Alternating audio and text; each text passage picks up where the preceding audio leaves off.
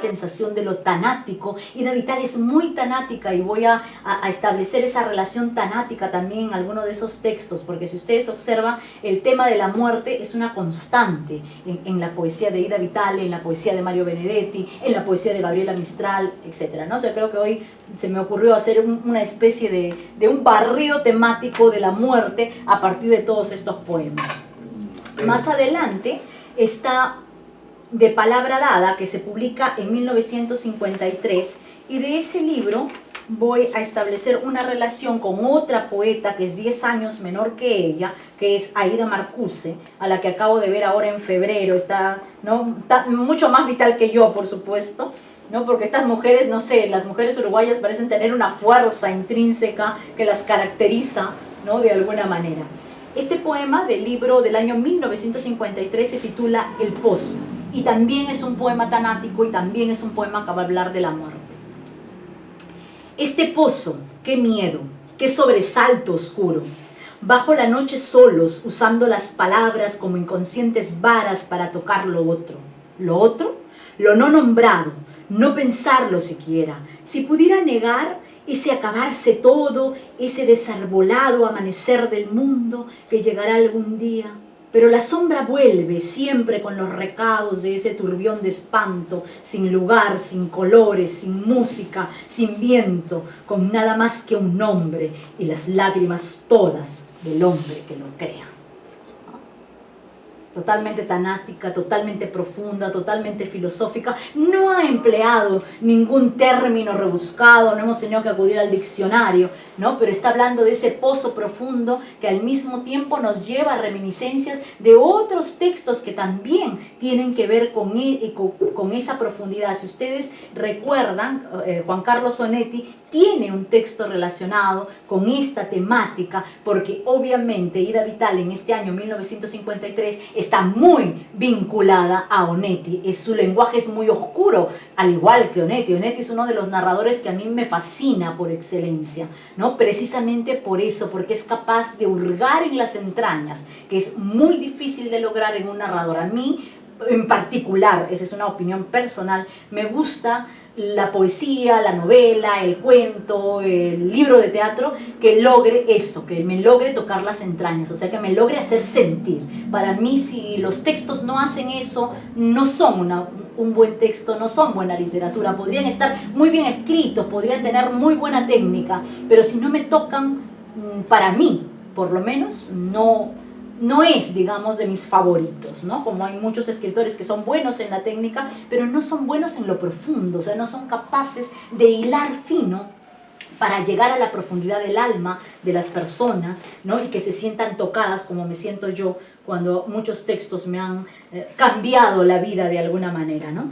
Vamos avanzando en el tiempo y me voy a ir al año 1960, y voy a establecer ahí una característica con Aida Marcuse.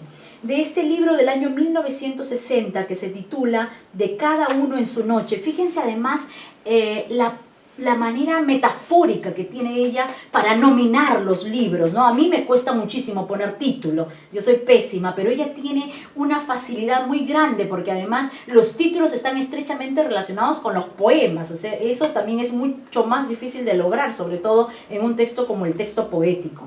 De cada uno en su noche, de 1960, voy a elegir un texto, y quizá un texto no tan pequeño, o sí uno pequeño. A ver, vamos a ver. Uno que se relacione precisamente con la poética de Aida Marcuse. A ver, vamos a ver este. El revés de la vida. Hay gradaciones leves, lentas, antes del decisivo expolio. Un restar diario, un menoscabo, un segurísimo mordiente con el que va asignado el tiempo en nosotros, su trazo ciego. Para los ojos distraídos hay un engaño preparado. Llegan celestes veladuras, lluvias que esconden otra orilla, simulaciones de prodigios y como ciegos caminamos. Nos habituaron a la máscara de nuestro rostro en primavera. Miren qué contemporánea es su poesía. Nos habituaron a la máscara de nuestro rostro en primavera, cuando probábamos a amantes y lo aprendimos como eterna, como nos vimos para siempre, bajo un limpio, acendrado cielo, entre el hervor de los jardines que no guardan ningún secreto. Luego el revés de la aventura, luego el saqueo, el abandono en el camino sin socorro, luego la sórdida constancia. Nadie previene ante nosotros. Nuevos grados de maravilla, no hay espejismos ni sorpresas, ni concesiones ni privanzas. Después de todo, ya sabremos lo que ocultaba la esperanza. Miren qué vigente su poesía, con estos tiempos sobre todo en el que nos toca vivir. Y con ese texto he establecido una relación con una poeta que es 10 años menor que ella, digamos, en generación, ¿no?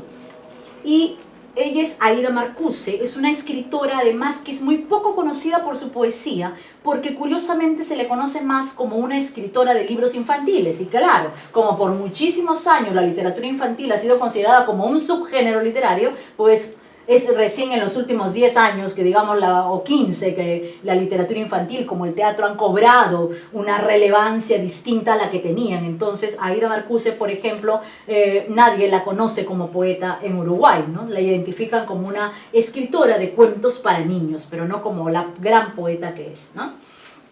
Voy a leerles, a ver, este poema que se relaciona con el poema que acabo de leer de Ida Vitale. El poema se titula Tiempo, de Aida Marcuse. El tiempo es una esfera dando vueltas en el espacio sin espacio, vida, amor o muerte. En eterno carrusel gira el títere en teatro, entrecruzando sus radios sin apuro. El tiempo, dueño del tiempo, es un eterno escenario a sí mismo paralelo, contemplando cómo gira en círculos concéntricos, en círculos reflejados que se ven por accidente como un grito comunica sus espasmos en el espacio. Más que esferas, escenarios circulares dan las vueltas necesarias sobre sí, sobre la nada. Todo gira, universo iluminado por miradas de centellas que se cruzan en el aire sin el aire en el espacio. Movimiento, no existe el tiempo, es movimiento. Todas las caras ofertas, simultáneas a sí mismas, en continuo devenir, sin transcurso, sin principio, sin final. Es plano como un anillo que gira sobre sí mismo, sin centro, sin vacío. No hay materia ni energía, tiempo o luz, todo es lo mismo. El ser es uno y en todas partes se halla. ¿Dónde estoy? En todas partes. ¿Quién soy, Dios? ¿Acaecer? Tiempo en unidad vital. El hombre, punto fijo que no sabe su propia inmovilidad. ¿Se dan cuenta? Extraordinario. Extraordinario poema que se vincula muy bien a una predecesora, ¿no? A 10 años antes, ¿no? Que está escribiendo Ida Vitale, pero miren cómo hay ese diálogo entre todas las poetas, entre todos los poetas, porque pareciera ser que estos ejes temáticos como son la vida, la muerte, el amor, lo ven ustedes en Neruda, y hoy día las críticas literarias relacionadas con los temas de género acusan a Neruda de ser un extremadamente machista. Sí, pues sí lo es.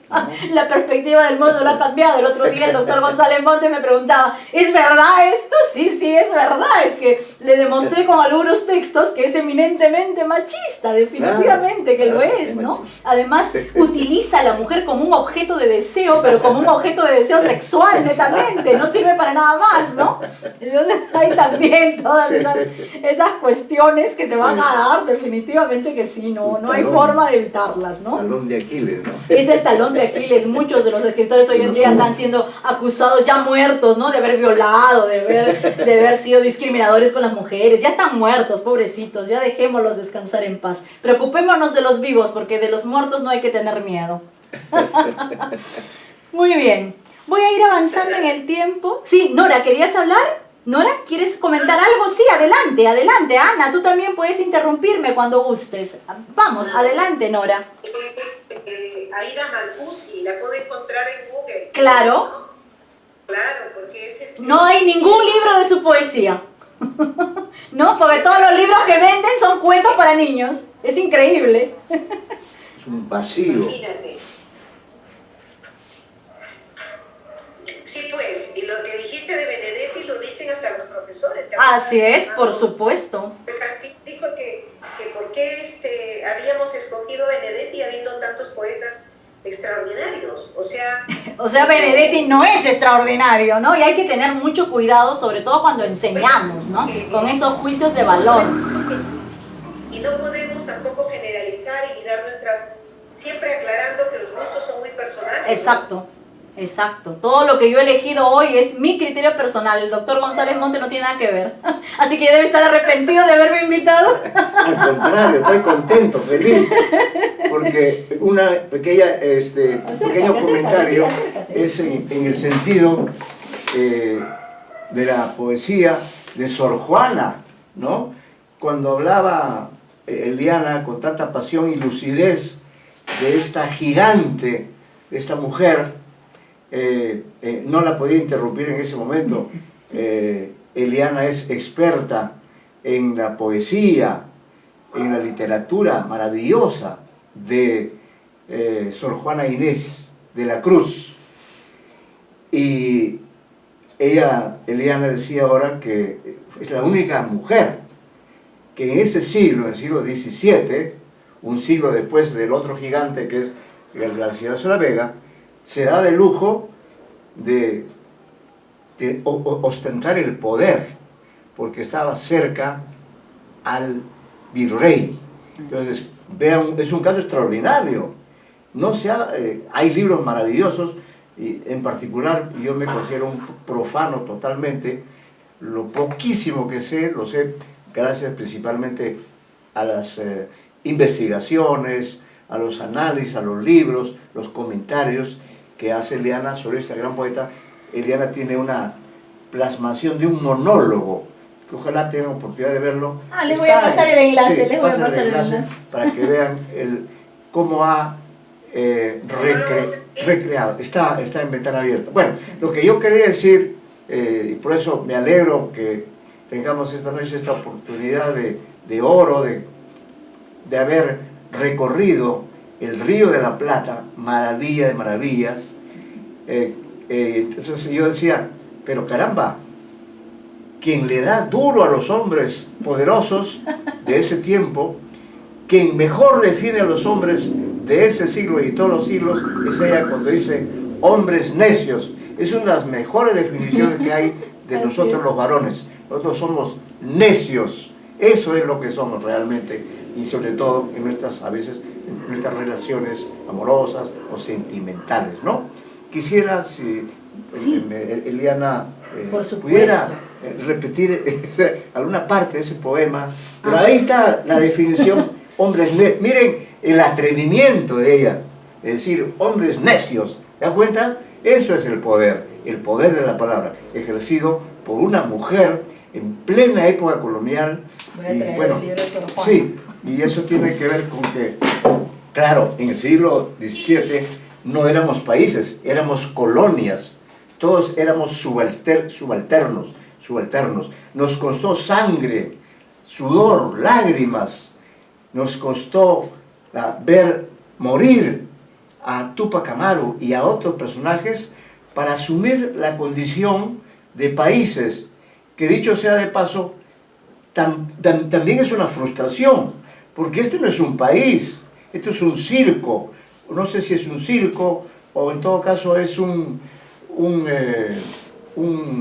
lugar realmente donde la dignidad está ausente, lamentablemente, y es dentro de ese país caótico, dentro de ese país atormentado como es el Perú, donde surgen estas voces de la poesía. Y efectivamente hemos tenido oportunidad de no solo de escuchar, sino también de conversar tanto con Aida Marcuse, y ver, por cierto, las entrevistas a Aida Vitale, de quien está hablando esta noche. De manera que me encanta siempre el tono de polémico que tiene sus ideas, maravilloso, porque eso es lo que necesitamos, romper con esa visión machista de las cosas, con esa actitud de soberbia de alguna gente en relación con el género, que quiere estar por encima de los demás, que discrimina, efectivamente, y también a veces hay discriminación de ciertos escritores varones con respecto a ciertos colegas, también hay eso, es decir, hay poetas discriminados. No quiero meterme en el campo explosivo de la poesía de mujeres, pero evidentemente también tienen sus propios conflictos. Sí. Habría que hacer un mapeo también de eso. Exacto. Tenemos amigas poetas, por cierto, conocemos de distintas tendencias. Bueno, es un tema apasionante, entonces para no interrumpir más, quisiera en todo caso va a leer algunos versos de ese poema maravilloso, extraordinario. Ahí nomás. Sí, yo estoy acá. Gracias. Acérquese un poco más. Ya está. Muy bien. Correcto. Listo. Ya está. A ver, el poema al que hace referencia el doctor González Montes es este poema famoso de Sor Juana Inés de la Cruz, que no se titula Hombres Necios, en realidad es una redondilla, y en esa época las redondillas llevan una especie como de epígrafe que ella construye, ¿no? Que dice: arguye de inconsecuentes el gato y la censura de los hombres que en las mujeres acusan lo que causan. Y ahí empieza el poema. Hombres, no les voy a leer todo el poema porque es bien largo, es una redondilla, entonces les voy a leer solo un fragmentito, el más conocido. Hombres necios que acusáis a la mujer sin razón, sin ver que sois la ocasión de lo mismo que culpáis. Si con ansia sin igual solicitáis su desdén, ¿por qué queréis que obren bien si las incitáis al mal? Combatís su resistencia y luego con gravedad decís que fue liviandad lo que hizo por diligencia. Parecer quiere el denuedo de vuestro parecer loco al niño que pone el coco y luego le tiene miedo. Queréis con presunción necia hallar a la que buscáis para pretendida. Taís y en la posición, Lucrecia, ¿qué humor puede ser más raro que el falto de consejo? El mismo empaña el espejo y siente que no esté claro. Y sigue, por supuesto. Sí, extraordinario el poema, extraordinario. Yo me identifico que efectivamente los hombres somos de lo peor, discúlpenme si exagero, pero realmente las mujeres no merecen haber tenido pues el papel de ser víctima de esos seres feroces, horrorosos que somos los varones, francamente. Lo digo, claro, exagerando el tono, pero con esa idea de que lamentablemente se ha dado eso, ¿no? La discriminación. Tendemos a discriminar, a menospreciar, tendemos a minimizar lo que hace el otro o la otra. Y si es negro, porque es negro. Si es mujer, porque es mujer. Si es gay, porque es gay. Nos creemos nosotros los hombres machistas, los hombres perfectos de todo punto de vista, y entonces todo lo demás son la plebe, la chusma, ¿no? Eso se da también en el campo pues, de la poesía, y por eso me parece magnífico que Eliana esté al haber trabajado sobre Ida Vitale, a quien sí también he visto, he tenido ocasión de ver en Sevilla el año pasado, en la entrega del Premio Cervantes. Me parece muy interesante que, además de referirse a Ida Vitale, haya establecido nexos, porque además no solamente ha establecido nexos con otras mujeres, sino también con otros varones, que es el caso, por ejemplo, de Mario Benedetti, ¿no? Y creo que en lo que sigue de su exposición va a mencionar a otro gran poeta, otro grande, que con el cual seguramente también hay algunos nexos. Muchas gracias, Eliana, por esta brillante exposición. Puedes quedarte ahí, no hay problema. Sí. Ahí, además, así te ven en la cámara. Bien, vamos a continuar un poco en el tiempo, en este orden, digamos, cronológico que he querido seguir con las publicaciones de los libros de Ida Vitale, ¿no? Voy a pasar al año 1972 del libro de Oidor Andante, ¿no? Este es un libro muy especial. Aquí ya, digamos que ya hay una búsqueda mucho más profunda por la palabra, ¿no? siempre va a tener un tono muy especial. Es como que Ida Vitale a lo largo de toda su producción poética ha escrito como un solo libro de continuo, ¿no? Con diferentes matices, con diferentes etapas de la vida también, ¿no? Porque eso también se refleja, ¿no? Sin embargo, eso, por ejemplo, yo lo veo también en un escritor como Ribeiro. Claro, los cuentos de la primera etapa no son los mismos de la última, hay cambios, ¿no? Pero esa característica en los varones no se subraya. Sin embargo, en la literatura escrita por mujeres sí se nos subraya, ¿no? Entonces, eso como que marca ciertos signos y como lo que nos ha estereotipado también dentro de la literatura, ¿no? Este poema lleva por título Escrito mensual. Confuso palio de árboles, bocinas solubles hacia el mar, voces en rumor teñidas de un azafrán lejano, próximas que preguntan señales, segundas de la realidad, lo arbitrario, lo inútil, los sentidos tribales. ¿Para qué yo? Mecanismo incendiario que aún responde, digna y sangre por las hojas endrianas que se arrancan. ¿Se dan cuenta? Hay aquí ya otro lenguaje, sigue siendo la misma Ida Vitale, pero claro, han pasado años desde el primer libro. Estamos hablando de un libro que se publica en 1972 y tienen que darse cuenta que su primer libro está publicado en el año 1949. Del 49 al 72 han pasado muchísimos años, ¿no? Y han pasado muchas cosas en su vida también, ¿no? Y aquí hay un guiño. Yo no sé si ustedes alguna vez han leído una obra de teatro que tiene mucho que ver con este texto. Ella le hace un guiño a ese texto de teatro que es La dama y el perrito. No sé si alguna vez lo han leído. No me acuerdo ahora del autor, es un clásico, pero... Ruso, ¿no? Así es.